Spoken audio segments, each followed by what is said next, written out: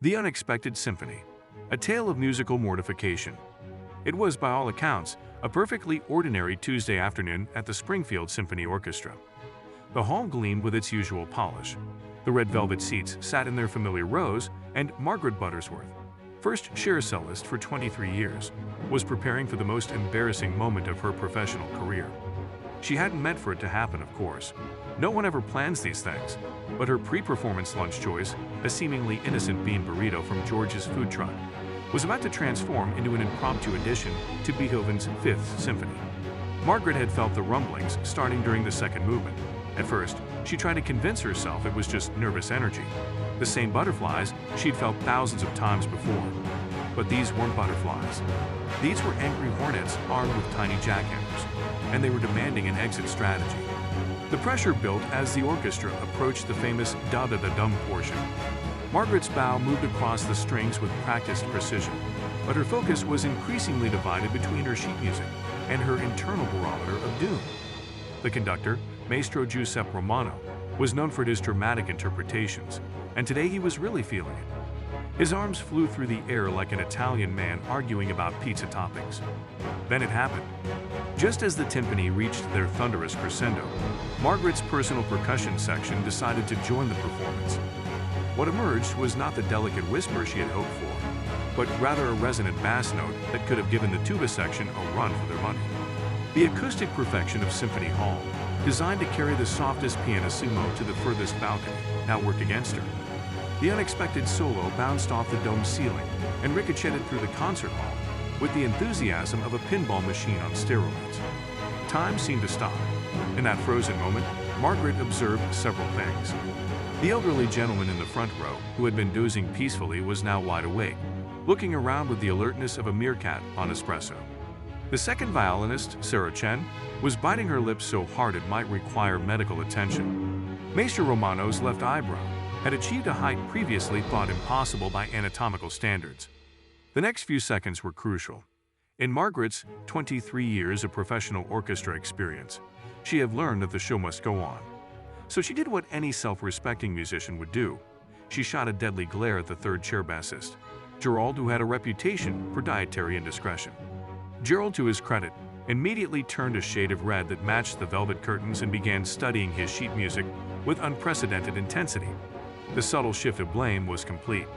But the Symphony Hall had more in store, the properties of sound waves being what they are.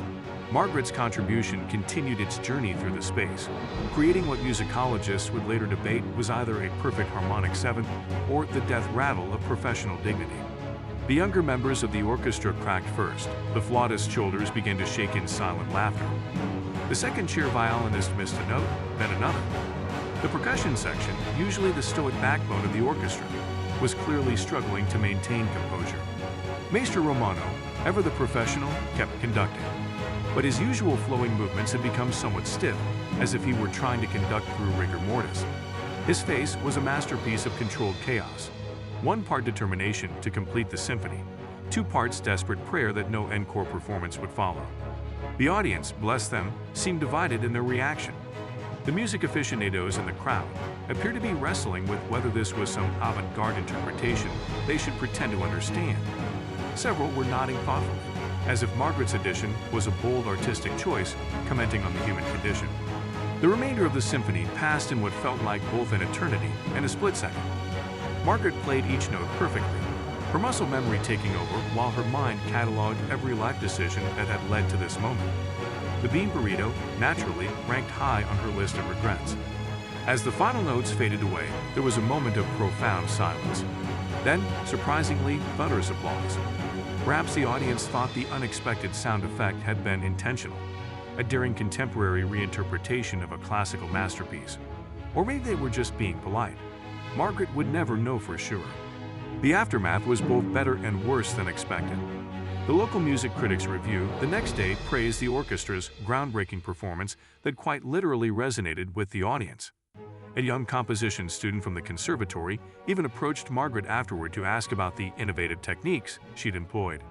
The orchestra members, to their credit, never directly mentioned the incident again, though Margaret noticed that Gerald received significantly fewer dirty looks for his occasional acoustic contributions during subsequent performances. There was a sort of unspoken solidarity. After all, who among them had not feared such a moment? The story might have ended there, becoming just another whispered legend in the halls of the Springfield Symphony. But fate, like a well-timed digested disruption, had other plans. 6 months later, Margaret was featured in a prestigious music magazine. The interviewer, a serious young man with wire-rimmed glasses, asked about her revolutionary approach to contemporary classical interpretation. Apparently, her performance had sparked a movement among avant-garde composers who were now incorporating natural human elements into their pieces. Margaret considered setting the record straight, but as she sat there, watching the interviewer earnestly scribble notes about breaking down the barriers between performer and performance, she decided some questions in art should remain unanswered.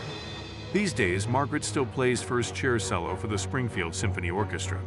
She's received numerous accolades, been featured in international music magazines, and even given guest lectures at conservatories. But more importantly, she's switched to salads before performances. The bean burrito incident, as it's now known in certain circles, has become something of a legend.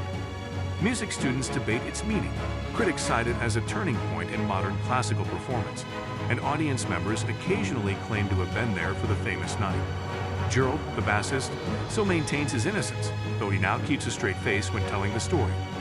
Maestro Romano has developed a peculiar tic whenever anyone mentions innovative musical techniques, and the Springfield Symphony Orchestra has mysteriously updated its pre-performance meal guidelines to exclude all legumes. As for Margaret, she's learned several valuable lessons from the experience. Never underestimate the acoustic properties of a well-designed concert hall. In a crisis, blame the bassist.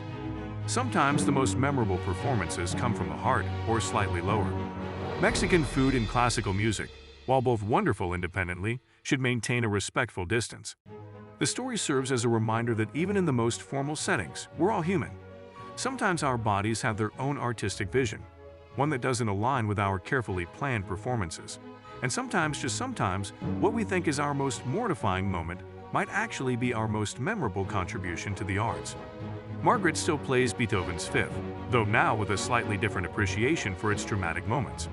And if you're ever at the Springfield Symphony Orchestra and think you hear something unusual during the timpani crescendo, just nod thoughtfully and call it avant-garde. After all, as any true music lover knows, art is open to interpretation. Just don't ask Margaret about her thoughts on bean burritos. Some topics remain strictly fortissimo non grata. The end. P.S. Gerald wants everyone to know he really was innocent that night, though he admits to being responsible for the mysterious sound during the 1812 overture the following spring. But that's another story entirely.